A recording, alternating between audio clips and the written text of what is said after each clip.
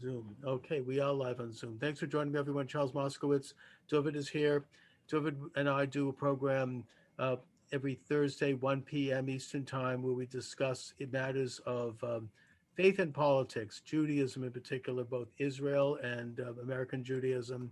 And often we delve into various religious questions. Dovid, thanks for joining me today. My pleasure as always, Charles.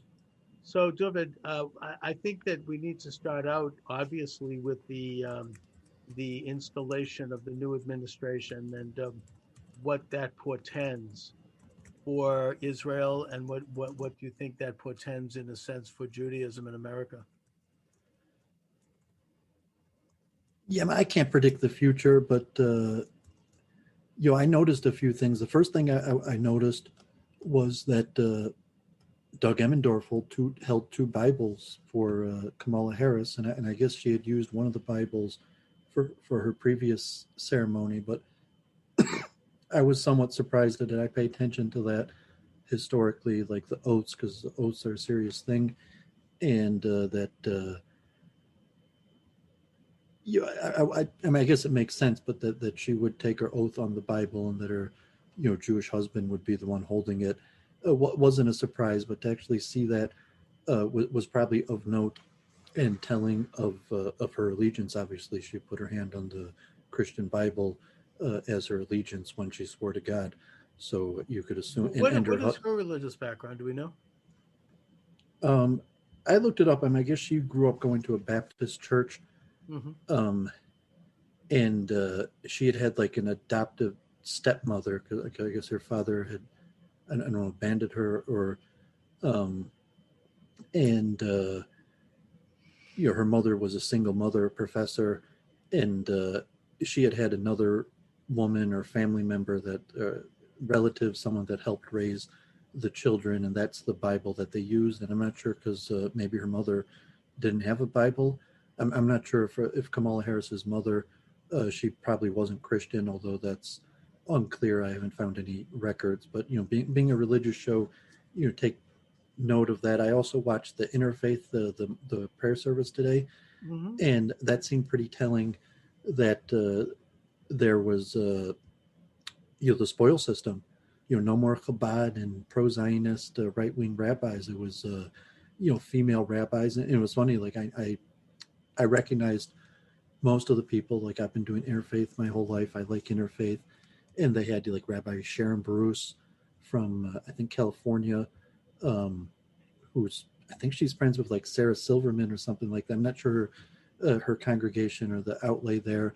They had a rabbi from congregation Beit Simchas Torah in New York City, and I'd actually been there. I remember I prayed there once a Friday night, and I even went to the new building. But that's the LGBT synagogue in Chelsea that actually Mayor De Blasio, the synagogue he goes to, and I remember they even had a De Simchas. Blasio, go. It's De Blasio. Is not. Is he Jewish?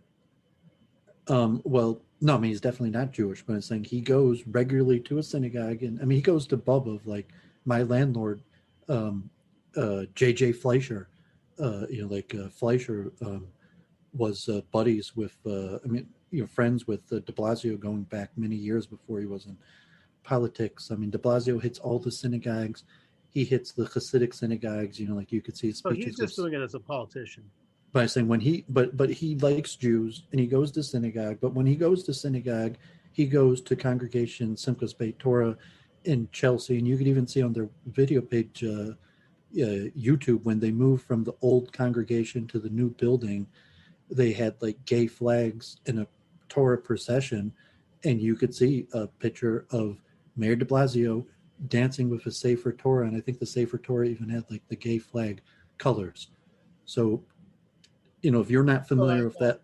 in a way, we could say that Biden is going very liberal religions. I mean, and I think that Biden himself, along with Nancy Pelosi and John Roberts from the Supreme Court, it kind of forms a very liberal Catholic troika and group. And I think that they are probably pretty well aligned with the ideas and the philosophy of Pope Francis in Rome, and that we're seeing that sort of supplant. more conservative Catholics, and also we're seeing the liberal Jewish groups, as you say, like the Rainbow Coalition Jews, supplant Chabad and supplant Orthodox Judaism. Well, that's the way it's supposed to be. That's the U.S. spoil system. Right. So No, I get it. I mean, I think we should identify it. That's all. That's what we're looking at now, for sure. Anyway, what else is going on?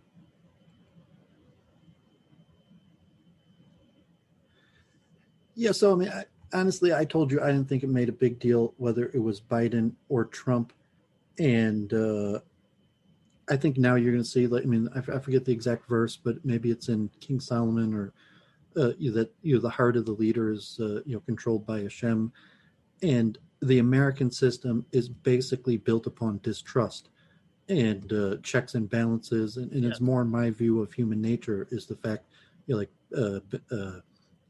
Benjamin Franklin, corruption, power corrupts, absolute power corrupts absolutely. So to me, it's a fact. Kamala Harris and Biden, if they weren't corrupt already, which almost they certainly were, you don't rise to that level of power without being corrupted. And the forces are largely going to be corrupting. And, like I said, it's going to be like, now it's my turn. I'm in power. And the masses are largely misguided, turning to the government for helps to their problems. Because, the government is actually more likely to hurt people than help people, God forbid. And so I'm pretty pessimistic. Maybe the system of checks and balances. I heard that President Trump tallied up a $6 trillion deficit just last year. I mean, incredible beyond belief. And so $6 trillion? I don't think so. I hadn't heard that. Well, I mean, we'll see the numbers when they release, but I mean, it's probably horrendous. Yeah. And so I would predict we're going to see austerity. That right now you're seeing all the promises, and because it's the Democrats generally, there was a lot more promises, and they're not going to be able to meet probably like 1 in 5 of the promises, and so the honeymoon will be over quickly, and the Democrats will start demanding what they put Biden in office for, and I'm predicting he's not going to be able to deliver it, and so we'll see what happens. Like, it's too hard to predict the future. Like, God forbid, it could be Armageddon, blood in the streets, or people could pull a little of that. Apparently, in Portland, Oregon, there's like literally an uprising. It's like an insurrection over there, and for whatever reason, I mean, this is probably, might even ratchet up more. And I don't know if the response is going to be to get a country that's more militarized.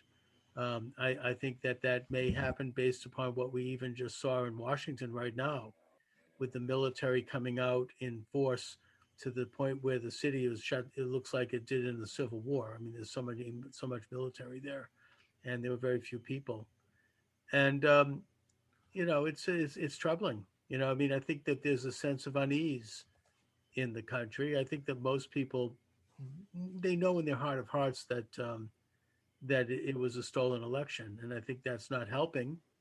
I just these are times that I don't mean to sound I don't see how anyone feels good about Biden.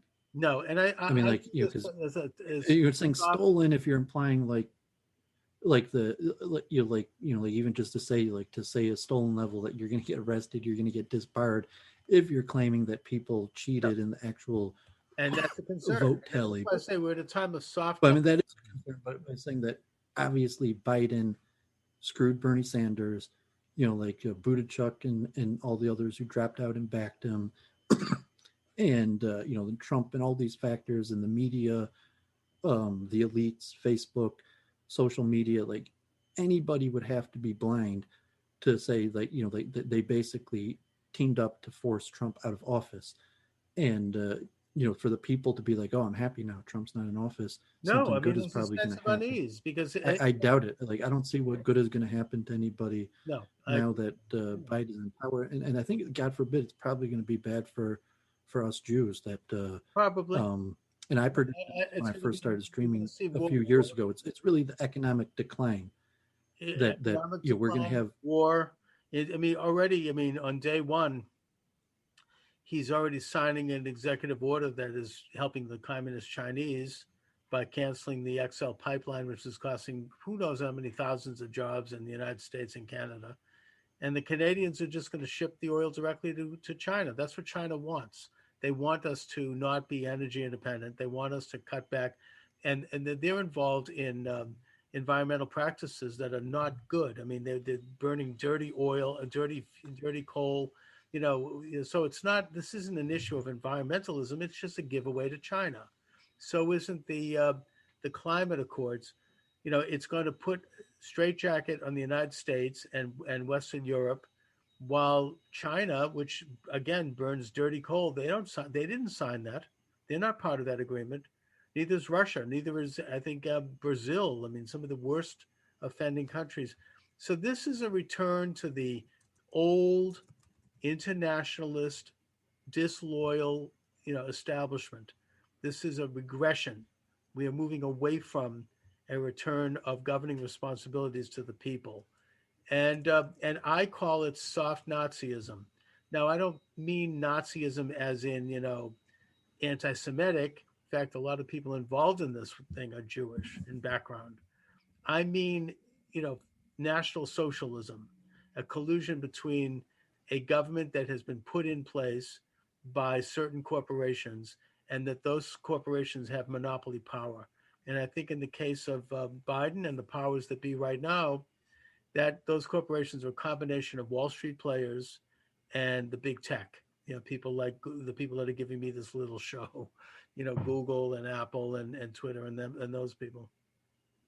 You want to see how state rights play out. That the chances are there will be a move to like nationalize the U.S. They'll probably use COVID-19 as the cover to do it. And I mean, God forbid, I think the death tolls are right back up to almost the highest ever. They might keep on going up, and the vaccine rollout is virus in Boston. I mean, this is they say the English virus is coming in, and it's more contagious than ever. So, I mean, the vaccine rollout's turning to be a disaster, and you're seeing like really how incompetent these people are. Well, the problem that they're not going to be able to successfully roll out the vaccine. Yesterday, I had on Michael Shaw, who studies science, and he's been studying the vaccine, and he's written thousands of articles on science going way back. And he says the problem with the vaccine is that you're supposed to get it in small doses. Really, he said, ideally, you should have 4 doses over time. But it's not logistically convenient to do it that way. There's a lot of reasons why they've decided not to do it that way. So instead, they're giving you 2 doses. And those are very big doses. And that's causing problems. Some people are dying. I mean, it's causing, it's more dangerous.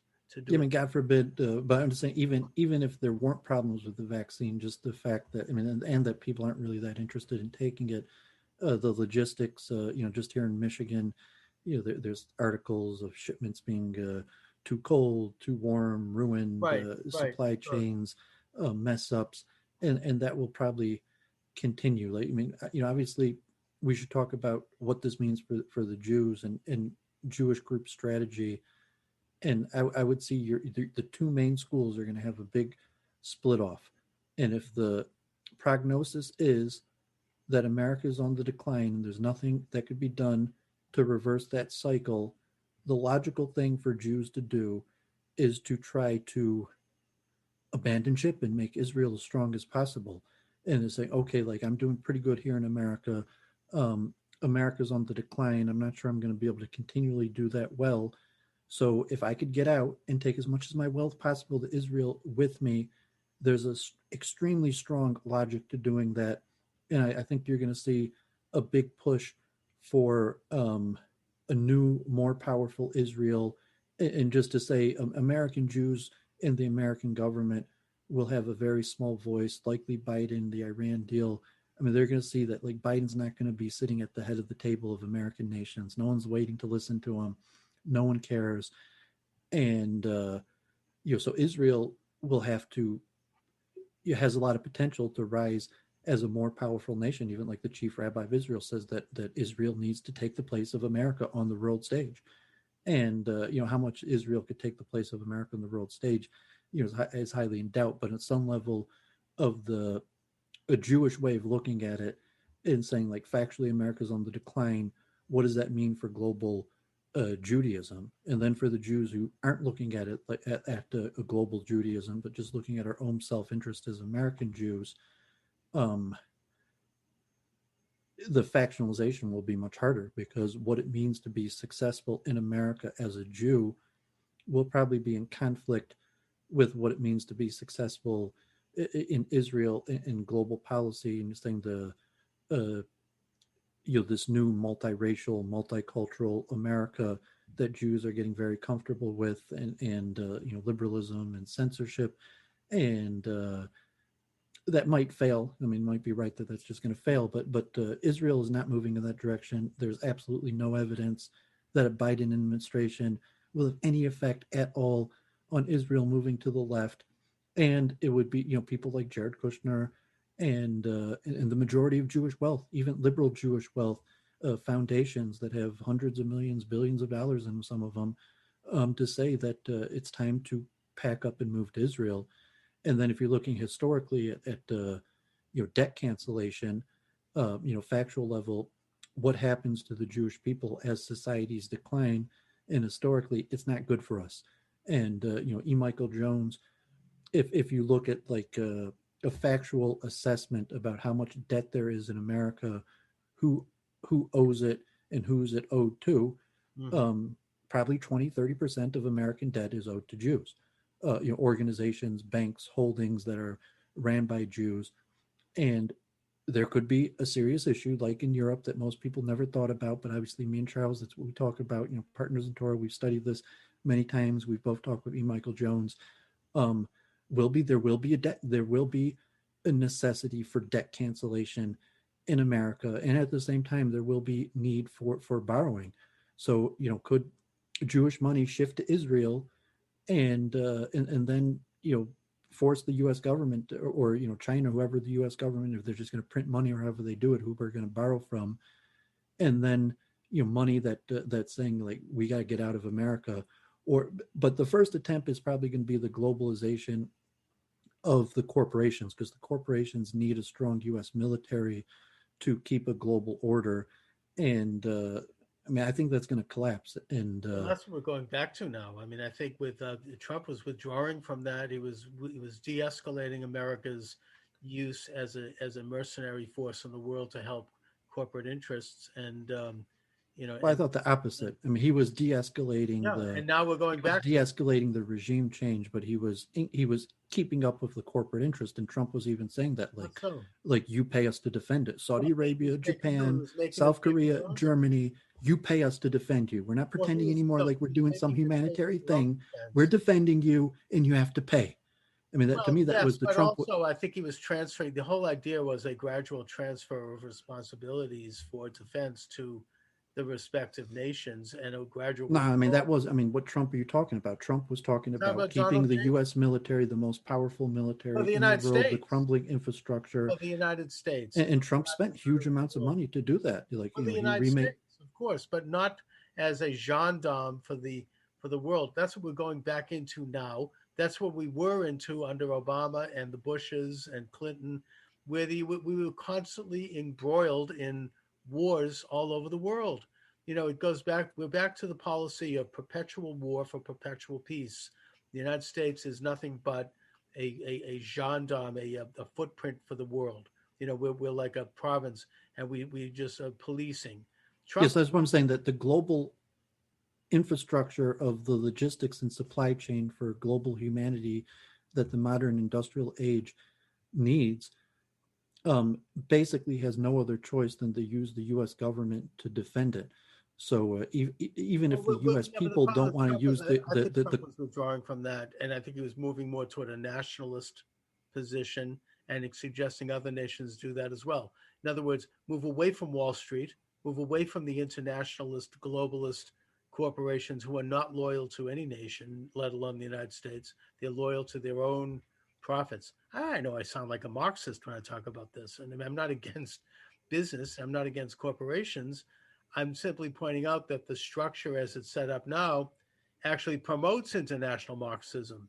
It's one where people are basically fooled into thinking that that this internationalist entity is virtuous and right, and that Trump was moving us more toward a nationalist position, America first position, making America great again. I believe that he meant that, and he was putting in policies to do that, and that's why he was taken out. And now we're back to the old regressive, sort of soft Nazism of the past, where we're moving in a direction of the state preserving the interests of unelected elites. And but I think that my view is a little bit more optimistic than yours is, Dooovid. Right now, we're only one day into this administration. I don't think it's going to be the end of the Jews are going to have to pack their bags and take all their money and go to Israel. I say this with respect for the Israeli mission, and it's a Jewish mission, and it's, in a way, in the broad sense, it's my mission, which is a return to the Holy Land as a way to create a holy commonwealth and bring about the redemption. I mean, I get that. I recognize that as a part of my faith, and I believe in that.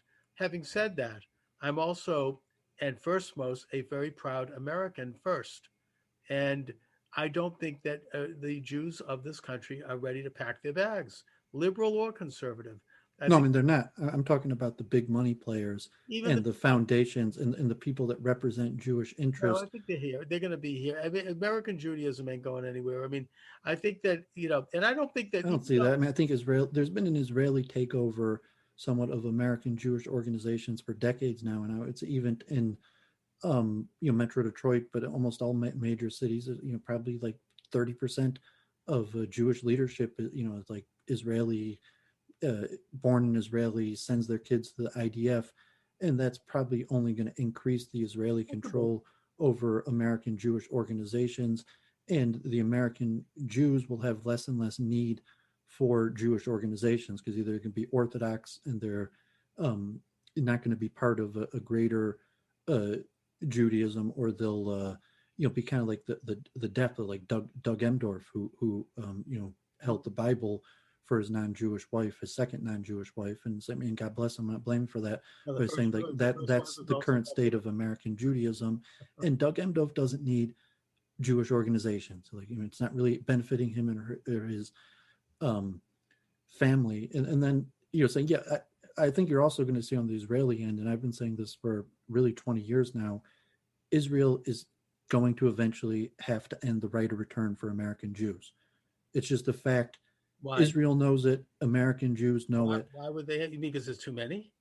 What I'm saying, the main impetus to peace in Israel is the right of return for Jews. Sure. That is saying any deal that Israel makes for peace with the Arab nations is going to have to likely include the end of the right of return for Jews. And to me, like, I even agree with that. Like, saying like American Jews don't deserve the right of return to Israel. I mean, it doesn't make sense for Israel. It doesn't make sense for American Jews. And Israel could end that instantly. It'd be very simple for Israel to just cancel it. There's no more right of return for Jews. They do that? I mean, it's a basic function and purpose. Because Israel, because it's changed. Israel is no longer, that's no longer the purpose. Israel is a state of the people that live there. It is not a state for Jews who need to flee persecution, especially in America, where you're saying that I don't need a state of Israel in case America tries to genocide me, God forbid. I'm not worried about that. Like, I don't need the right of return because I'm scared that my neighbors are going to turn on me. And then from Israel's perspective, Israel can't move forward, make a decision, either move to Israel or just X. You can't, it's not yours. Saying like exit. You're never going to live there. You don't have that right. And how does Israel move forward and make peace with the Palestinians with this looming millions of Jews that might need to make room for them that might move to Israel? They can build islands. I mean, if they need more space. I mean, I think there's no evidence that Israel's in any way going to do that. And I also, there's no evidence, but I'm saying there's not going to be a deal with the Palestinians that doesn't include the end of the right of return for Jews. When I say that we're involved right now in soft Nazism, I don't mean that in anti-Semitic terms. I mean it more, it's a National Socialist orientation. And I also don't think it's going to really work because I still believe that in this country, and I still believe in American institutions, I do believe that Trump won, which means we have a huge majority of Americans who are not going to put up with it. We have Trump winning openly several of the biggest states in this country, including Texas and Florida and Ohio. And I just don't think that America ultimately, these neo-Nazi, establishment types are going to be able to pull it off. They might try, but I believe that our country is still very resilient and strong, and that the American people are conscious enough, we're woke enough in the real sense, to understand who we are and what our destiny is as a people. So, well, that's why I agree. I'm saying that's the difference is we don't. pessimistic. The American people recognize that we don't need the government. The purpose of the government is to check power, not to Right. have power. And the shift in America is going to be no. We need a national center of power. And the Biden administration, if they're successful, is basically going to nationalize America. And the only way for the right to stop that is really going to be a revolution. It's probably not going to happen. And if it does happen, God forbid, it's not going to be pretty. But I don't see any It could direction. happen. I would never say no. That's why we have. I haven't said it. I haven't said in Jerusalem. I'm saying it was really Sure. the last stand of the blue-eyed man. That Trump was really the blue-eyed man's last stand, and you're saying like, no, the blue-eyed man's going to make his last stand somewhere. I don't see where. I don't know about people's eye color. What I do know is that when last time I was in Israel visiting my Orthodox family members who live in a kibbutz, an Orthodox kibbutz in Israel, and my cousin said to me that he expressed this opinion. He goes, eventually you're going to have to move here because America is going to become so inhospitable and so anti-Semitic that you'll have to avoid another genocide. And I was like, oh, that's ridiculous. I remember That's why you have to end the right of return. He is right. the good I mean, old saying like either Israel should become the place for Israel, and he's like, no, you're never coming there. There's no room. If you had your chance to move there and you didn't, so you no longer have the right. And so you don't appreciate what I'm saying there, that they really are going to have to end the right of return. You don't see that at all. No, I don't see it, and I'll have to look into that. I just have never heard anyone even suggest this. I mean, to me, the right of return is such an integral part of Israel's mission in the world. But not the Palestinians. You deserve the right of return, even though you haven't been there for 2,000 years. But the Palestinians who were there in their own lifetime, they don't get the right of return. No, and they you don't. think that's going to last? You think under the Biden administration, you're going to be able to keep the right of return for Jews and reject it for Palestinians? 0% chance. Israelis are never going to give that up because that's the core. Well, they're going to have to kill for it then, and saying so. It's the question: are Israelis going to kill for that? And saying, and so under the Trump, that's basically what it was. Continue on and upward. I mean, it's part of the Zionist zeitgeist. It's part of the whole mission. It's saying Zionism is over in America because our Jews are goyim. Doug Emdorf and Joe Biden's half and quarter Jewish grandchildren are the future of American Judaism. Who are Biden's half and quarter Jewish grandchildren? I think all of them. I mean, according to the Jewish press, all of them. What, his children are married to Jews? All of them. I mean, he doesn't have a single grandkid that doesn't have some Jewish blood in him, from at least what the Jewish papers are saying. Whatever. The point is that Israel's never. You're saying Doug Emdorf is for like Kamala Harris's stepdaughters are half Jews. Well, first of all, it's a son and a daughter, and I didn't know that his first wife was not Jewish. Well, because either you didn't care or you didn't look into it, but I'm saying this is well known. I care. I mean, it's not the most pressing thing. Anyway, look, I think. I mean, what you don't think that's going to have a long-term impact on the future of Judaism? That the most powerful, Merrick Garland is a half Jew. Okay, but like Janet Yellen's still 100% Jew, but you're saying in the Biden administration, there's very few full Jews. Like, I mean, almost all the people that Biden appointed are half Jews or quarter Jews. He's Jewish. He's a secretary. Tony Blinken, Secretary of State nominee. Are you sure he's 100% Jew, or you didn't look into it?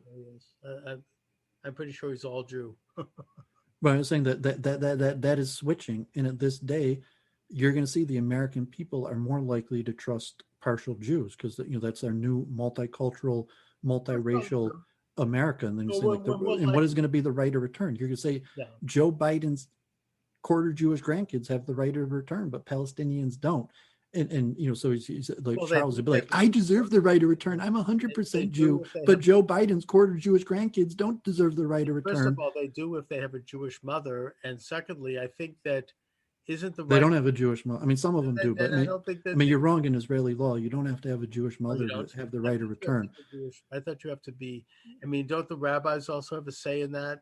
Wasn't No, that no, the rabbis have absolutely zero say hasn't in that who been? has the right of return. The rabbis have a say in who gets buried and who gets married, but the right of return, the Yeah, but rabbis have absolutely zero say. this was a controversy during the Soviet, uh, immigration of Jews, where you had a lot of non-Jewish Russians who wanted to go to Israel because it was better than Russia.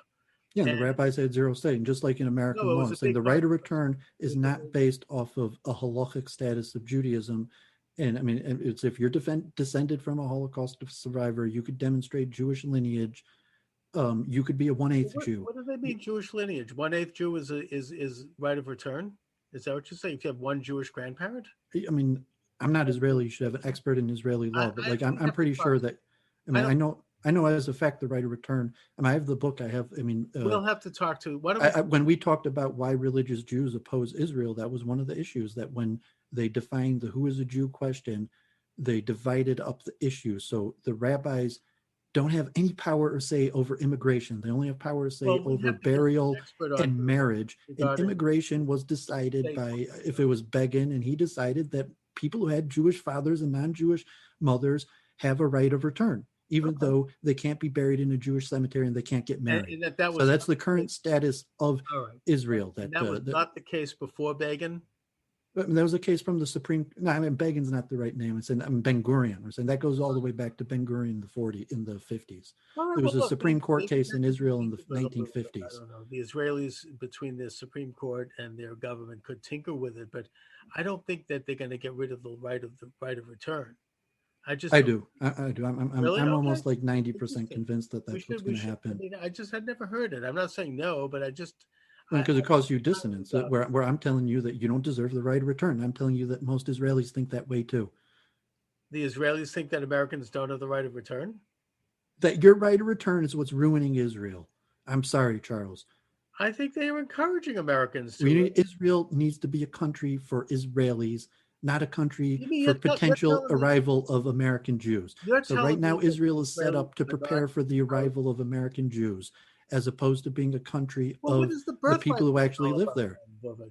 I mean, I thought that the Israelis are trying to welcome American Jews. That they want them to bring their money. That's a legal status. Israelis don't have to. So the You have a Israelis right are of not. return regardless of what any is. I I get don't care. Like I could move to Israel. The right of return applies to me even if all Israelis hate me. It's my legal right yes, as a but I Jew. thought the And even Israelis someone who, welcome even Joe American Biden's quarter Jewish kids from their father who are halakhically Jews. non-Jewish, doesn't matter. They have the Just right of thought the return legally. Israelis. They could move to Israel, and there's nothing that you or any other Jew could Fine. stop their legal right of Well, doing maybe that. that could be, as I said, that I don't want to talk in a merry-go-round here. Maybe that could be tinkered with. But the broader point is that I have always assumed, and maybe wrongfully, that the Israelis welcomed American Jews. And when I say American Jews, I'm talking about good old-fashioned garden variety Jews like me. They welcome Jews back to the motherland, back to the Holy Land with open arms. I mean, my cousins both made Aliyah to Israel in the 1960s, and they're fully Israeli. They've got children, grandchildren, big families in Israel. I mean, factually, statistically, that American Jews are the least likely of any Jews anywhere in the world, even Iran, to move to Israel. And the number of former Americans that made Aliyah, I think, is like less than 50,000. Like if you consider all the Jews in America, like American expatriates make up less than like 50,000. I mean, I know a couple of people in my synagogue here locally who recently made Aliyah to Israel. I mean, Yeah, but the statistics are clear. Like 3,000 about. I mean, and the statistics are actually the opposite. That every single year, 10,000 Israelis or plus become Americans. The maximum number of visas that the U.S. allows to Israel is maxed out every year plus chain migration. Sure. Israel, Americans moving to Israel is less so. Is like 2,000 to 3,000 a year. So then why would the Israelis therefore want more Americans? Well, it doesn't matter what they want. It's legally set up. That is saying whether Israelis want us there or not doesn't change that we have a right to go there, and they don't have a right to stop us. So I mean, it doesn't matter what they want or whether they're going to be friendly or unfriendly to us. It's our legal right. just like immigration, it's Biden. It doesn't matter. Like, you don't want refugees and immigrants here now. They're going to be here anyways. It doesn't matter. You could hate them. Have a policy. I mean, Biden has already stopped the construction of the border wall. One of his first executive orders, and there's already, I think, caravans heading north. But I think I was thinking before I came on that the most pivotal, probably, event in Trump's presidency was the fake bomb threats at Jewish institutions at the beginning of his presidency. That's really what set the presidency, the anti-Semitism. Apparently, they were called in by an Israeli. Yeah, so I mean, I knew it was Israeli. All that, I looked at it and I was like, that has to be an Israeli. Yeah, and it was doing it. But it's saying that, what makes you think Israelis like us? And you even think, like, I would even say that there's a lot of anti-Semites who like us more than Israelis. I was saying, like the bomb threats were called in by an Israeli. They weren't called in by an anti-Semite. Well, God forbid. Like us, they should damn well like us. I mean, no, they don't have to. That's the point. Just like Israelis have a God-given right to not like us. I'm saying, like, they have the right. You have some biblical fantasy that's like Israel has to be a country for Israelis, and therefore they have the right to not want Jews from all over the world coming there and changing their country around. You're just like I said, like, Israel was a socialist country, and now you're saying American pressure is pushing Israel to become more capitalist. It's up to Israel as a sovereign nation to determine their own immigration policy, just like it's up to us as a sovereign nation. I hope, because you don't talk to Palestinians, you don't realize that the Jewish right of return is probably the single biggest problem in moving forward to peace with Palestinians. I know, I do assume that, and I say that's too bad for them. But what I would say is that Israel. I'm saying it's more, even from the Israeli perspective, it's more likely going to be too bad for you. No, look, again, I mean, Israel has a right to determine its own immigration policy like any other nation. I hope that they're not going to get rid of the right of return. Maybe they could reform it a little bit so that someone's great grandparent, that I get. You want to have somebody who is Jewish. But having said that, I hope that they don't get rid of that, because to me, that's a part of not only Israel, but it's also part of Judaism. I mean, what do you see happening there? I mean, you agree with my assessment that Israel's not about to make a shift to the left. In all likelihood, it's going to go further to the right. How is the Biden administration? You're just going to give like a talking to, and Israelis going to try to restrict the law of return. I mean, that's part of Judaism.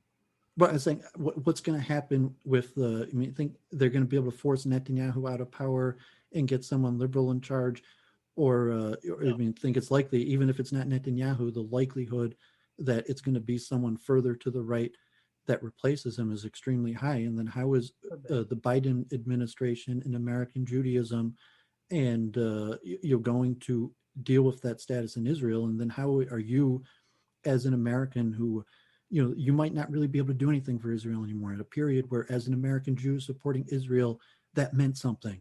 But just like, 50 years ago, a Russian Jew who supported Israel meant nothing relatively, because there was absolutely nothing that they could have done to help Israel.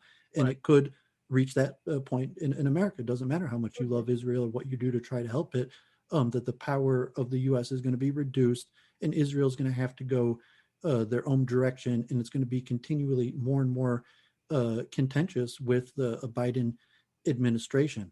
And even Netanyahu could play a strong hand, and he could just be like, screw you, America. I'm going to start teaming up with Russia and China. Sure, and that could happen. And it could be in their best interest. I'm not saying because Netanyahu is a jerk, but saying because it's legitimately in the best interest of Israelis. I've never been comfortable with Israel needing to accept so much foreign aid from the United States. I think it's hurt Israel in a way, but if the United States is going to be delivering that kind of foreign aid to Israel's enemies, then they have, it sort of becomes like, you don't want to go in a battlefield unarmed. But having said that, I think Israel should be, Israel would be a lot more independent without that. They would never have probably withdrawn from the southern part of Lebanon if they hadn't been pressured by the United States, and that was a disaster. I mean, they probably would be much stronger today if they had gone on their own and formed their own alliances in the world based on their own interests and not been as dependent on the United States. So I don't know if that's a bad thing. I would say, God forbid, besides for the fact of the power in Jews in America, that it could be in the interest of the Biden-Harris administration to turn against Israel. That in their own self-interest, besides for the fact the large amounts of Jews that support them strategically, internationally, and with the multiracial coalition that's being built in America, that there's a lot of good reasons why Biden could take the side against Israel in Why you think multiple the issues. multiracial coalition is going to be anti-Israel? Yeah, because because there's going to have to be Muslims and Arabs and all these various people Yeah, they in might be, but I don't know if other people are going to be. I mean, I get that they don't like I mean, Israel. Israel is going to probably be the largest contradiction in the Democratic coalition. Like Biden, uh, Harris support You for think they're going to Israel is sell probably going to be the the biggest single contradiction in the larger coalition because most of the members of the coalition aren't really pushing for foreign policy.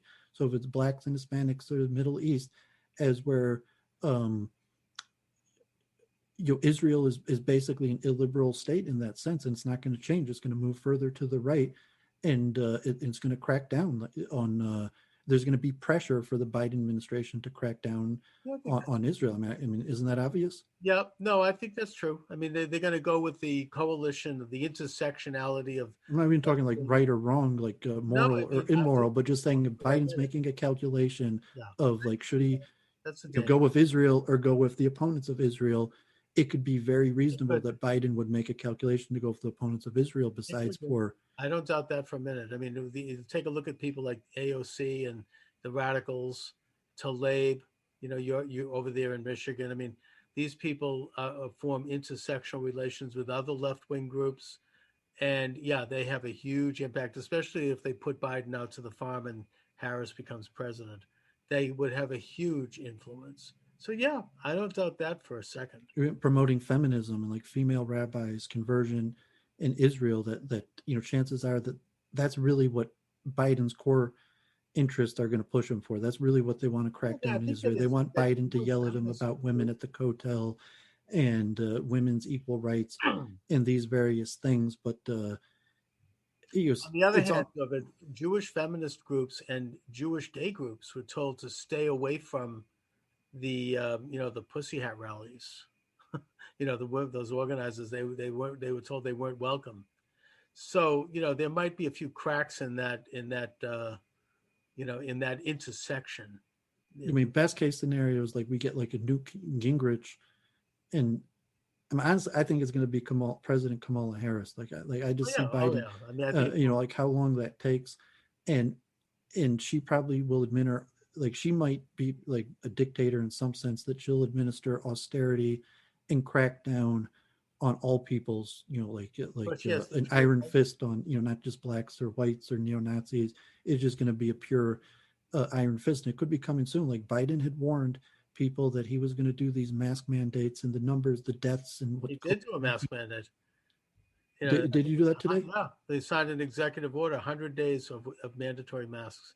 I mean, and it's funny because like I saw that they had a big wedding in Borough Park where I'd studied in Bubba yesterday, and it was questionable whether it met the standards, like it was outdoors, and but they're probably okay because it's in America and the Supreme Court just ruled in favor of religious freedom. But that's not the case in Israel. Israel has basically a military state style, um, Chinese style COVID-19 lockdown, and it's just been extended till January 31st, and people are getting arrested and fined. And at the height of the Israeli lockdown, you couldn't go more than like a kilometer from your house, and they tracked you. And if a person went more than a kilometer from their house, they risked arrest. And that was like that not just in Israel, it was like that in Italy and a lot of in Spain I know and Florida. all over. So, what's the likelihood? With coronavirus as bad as it is, what's the likelihood that the Biden Harris administration, in order to defeat coronavirus, decides to impose these draconian lockdowns? Like I'm saying Israel, but I mean Israel is No, just I one think of they're already doing like it. basically all the other I countries agree did. with you. They're already starting it. They've already the 100-day mandate mask. Yeah, I mean, I could see that. I mean, and I think that I don't know if that's ever going to end. I mean, it's that kind of power in the hands of government. Government generally doesn't relinquish power once they have it. They can find some other excuse. Maybe they'll call it global warming. I don't know, whatever. I And just so coronavirus will be the big issue because coronavirus will be the only issue that would give the potentiality to the Biden administration to seize, to basically nationalize America And unfortunately, like we're probably going to fail in the vaccine rollout. Even the vaccine, in theory, let's say the vaccine works as good as they say it does, it looks like we're going to fail horribly in the rollout. And it looks like, God forbid, we're near 5,000 deaths. It could be in a week or two or a month, 10,000 deaths a day in America. And people are going to be turning to the government. And when they're saying, how did these other countries do it? It wasn't because Trump was an idiot. It was because Trump believed in freedom. And when you see how do these other countries do it, they arrested you when you left your house. Well, that's certainly an unpleasant thing to note. I mean, And yeah, I knew this from the beginning, from March, like even reading that. you Like, have to I know. read Jack Ma's Best Practice. He put out a book and it was already available in the towards the end of March of the Jack Ma Foundation Best Practice in China. And I showed it to my dad, who thank God got his second vaccine shot because he's 70 now. Thank God you lived to 120 and still working as a doctor. So he was one of the first people to get his shots. I And I didn't showed work him the out. Jack Ma Okay. Foundation recommendation. He said there is 0% chance we're going to be able to do that in America.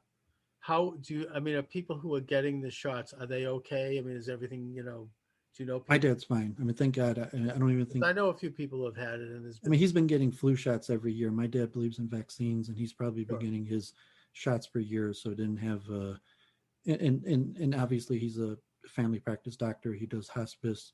He is one of the people who needs it the most. My mother, who's retired, is still in line, and she might have to wait now months. Like she had originally, should have already got her shot, but whatever's wrong here, my mother might even have to wait a few months. But because she's retired and not actively on the front line. Well, I I just think obviously we're all concerned with the potential problems, bad side effects of the shot, and I don't have any hard evidence. I've got anecdotal evidence. A couple of people in my family have had it because they're in the medical profession, like your father, and they're fine so far. I mean, that's the only thing I can say about it. I mean, I hear things out there that say it's not so wonderful from some people, but we'll see. well, Uh, me and you took relatively high birth to say, um, my parents are doctor and lawyer, and obviously there's people richer and more powerful. But like I went to good schools, and I was trained to become a professional and go to good schools, and get good advice from the right people. And your average person who like you say, thank God I know hundreds of doctors, but a lot of people they don't even know any doctors, and they're likely to turn to the government. But so if you took higher birth, usually that the government is, I don't say incompetent might be too strong, but it's saying like you don't like if you have extra money, you never work with the government, even like security, and even like President Trump from a general. Most presidents make more money than they ever made after they were president because the power of the seat and even becoming president for yeah, someone the like cash in President Obama absolutely, of course. was but I'm saying that's the way the Jewish Federation in Metro Detroit, we employ former cops. You're saying the New York Stock Exchange um, has all senior ranking former chief of police and generals, and saying that like private security, Eric Prince, even the army and military generally is privatized. But like doctors, my father, God forbid, he doesn't see Medicaid patients anymore. It's too difficult. And but like a lot of top doctors don't even take insurance, let alone Medicaid or Medicare. So if you so to say took high birth, you had a period of time where you had a big bank account, that you don't want to turn to the government to help. That like you would only turn to the government to help if you couldn't afford to pay the people who are good enough to not work for the government. But your average citizen who so to say didn't take high birth to know that, really they have no choice but to turn to the government, and they're going to expect the government to be able to answer their questions. So it's someone like me telling them like you don't really want to turn to the government, and then they go, well, where can I turn to? And so it's going to be a very difficult situation, especially with COVID-19 and so many people dying, and probably the trouble that's going to be getting people vaccinated, and God forbid if the medical system starts becoming over. Israel's putting out papers. The medical system, they said they've had a 25% increase in death rate due to the overcrowdedness of the hospital. I'm sure if you read the Israeli papers, the guy whose oxygen tube fell out and he died simply because the staff was overworked and couldn't get his oxygen tube back in. And so you might see stuff like that starting to happen. It's probably already happening here in the U.S. And people are just going to demand an answer, and that might empower the government to. I'd be a lot more worried about that than Trump and fascism or the alt-right. I think it's COVID that's going to do it to us. Well, And that is being used and has been used as a I mean, like used, but it's the American people who just don't want don't want to die from this disease. They're going to demand answers. They're going to demand the government to do something, even though in reality the government can't really help us. Yeah, well, that's a cheerful thought. So, Dooovid, anyway, let my viewers and listeners know where they can check out your YouTube channel and whatever. Yeah, I'm Dooovid on YouTube. I haven't been posting that much content because I've been streaming on others. So Thursday, Charles, we partners in Torah and various issues, enjoying that, and glad to see Charles' program growing. I hope you could get your tech together so next week the video and things working. That's like a real job to get everything functioning. But when it functions, it's beautiful. But it's probably because it's the most important part of the show, that people getting the technology right, the sound good, the video is. But yeah, hopefully we'll be able to fix that. And apologize to anybody who definitely it's expensive and you got to hire people, you got to do it, or program, it takes a lot of work. So that's the problem. I do it on the cheap. But anyway. But and then I'm working with in Jerusalem. I'm streaming with Lowell Gallon and Les Glassman Monday and Wednesdays in Jerusalem, 8:30 at night, which is 1:30 Eastern time. This week, both of our guests had to cancel. In fact, one of our guests had both of them had technology problems, and that's what I'm doing. Me and Jennifer are doing for them. We're trying to tutor them and their guest on how to Zoom and these programs. And it's interesting. He had retired military colonel that had spoken in Jerusalem years ago, and now that he's Zooming, you just figure, let's have this guy speak in Jerusalem again. But he didn't have his tech together enough, so it rescheduled. But Lowell Gallon was a journalist for years and has a very big network of interesting people like Charles that is doing a regular show, and so it's really an honor to stream with Charles and Root and Branch, and Sunday nights on Jennifer Church of Entropies channel, Week in Review. So as of now, I got Sunday night, Monday, Wednesday, and Thursday, and not much going on my channel, but that might change. Well, so you're in big demand. Are you still getting requests from all the anti-Semites? Because they all got kicked off of YouTube, and so I told Adam Green, like, I think Christopher Van Jerkness released some more stuff, but I mean, really, it would be scary, because like if I continue to debate anti-Semites on the dark web, then there would be no reason to even attempt to obey the censorship rules. So I'm not even sure. Like, I told him I would do it because, like, God forbid, I don't want to do it, but like if that's my duty, I'll do it. But he himself, like, if you're gonna have a no hold bar debate between, it's going to be like the Donahue show, or I mean, like Jerry Springer, and people are just going to be threatening to kill each other. So it may not be. There may be no way to do it, which is probably bad, because when we were speaking and saying, I said that when I spoke. Now these guys are teaming up, E. Michael Jones and Christopher Van Jerkness and all these people, and are now not on YouTube. And now Adam Green's not even, I think he's not even on DLive, or maybe it was someone else. So they keep on moving around servers, and it's likely that God forbid, the Jews are going to keep on going after them, trying to ruin their lives, and they're going to keep on becoming more radicalized. And they might even start using the power of the government against these people, which, God forbid, will probably even radicalize them worse. It's only going to add to the exacerbation and the conflict. And there's a lot going on in terms of general race conflict right now, with race identity politics on both sides. I mean, that's a big subject.